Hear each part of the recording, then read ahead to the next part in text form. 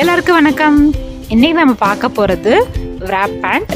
இது எப்படி செய்யறதுன்னு பார்க்கலாம் வாங்க. இப்போ இது ரொம்ப ட்ரெண்டிங்காக இருக்குது. இதுக்கு நான் இங்கே ஒரு ஃபுல் சாரியோட லென்த் எடுத்து கீழேருந்து 32 இன்ச் மெஷர் பண்ணி அங்கே ஒரு கோடு போட்டுக்கோங்க. இப்போ இந்த கோடு நெட்டுக்கும் சிசர் யூஸ் பண்ணி நீட்டாக கட் பண்ணிக்கோங்க.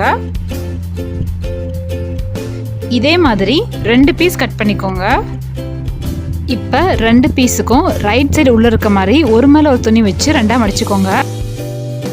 கீழேருந்து 10 இன்ச்சும் சைடில் 5 இன்ச்சும் மார்க் பண்ணி ஸ்கேல் வச்சு கோடு போட்டுக்கோங்க. அந்த ஷார்ப் எட்ஜில் ஒரு ஆர்க் மாதிரி போட்டு அந்த இடத்தையும் கட் பண்ணி எடுத்துருங்க.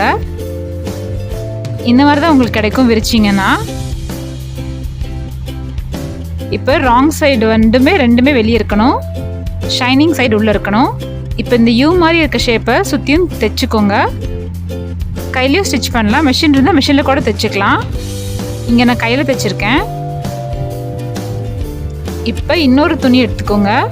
ரெண்டுமே ஃபுல் சாரீ லென்த்துக்கு 4 இன்ச்சுக்கு ஹைட் எடுத்திருக்கேன். இப்போ இதை 2ஆக மடித்து கட் பண்ணிவிட்டு இந்த துணி இப்போ 2ஆக மடித்து இந்த ஷேப்புக்கு நீங்கள் தைச்சிக்கோங்க.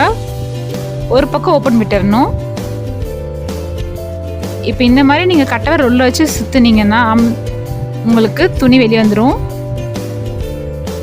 இந்த மாதிரி 4 பண்ணி வச்சுக்கோங்க.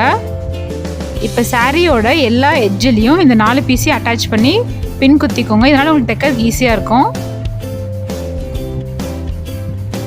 அட்டாச் பண்ணியாச்சு. இப்போ ஃபுல்லாக நான் தைச்சிட்டேன்.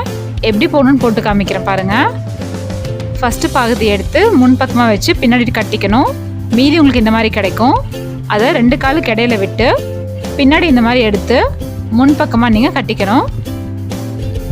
அவ்வளோதான், நம்ம wrap பேண்ட் ரொம்ப சூப்பராக ரெடி ஆயிடுச்சு.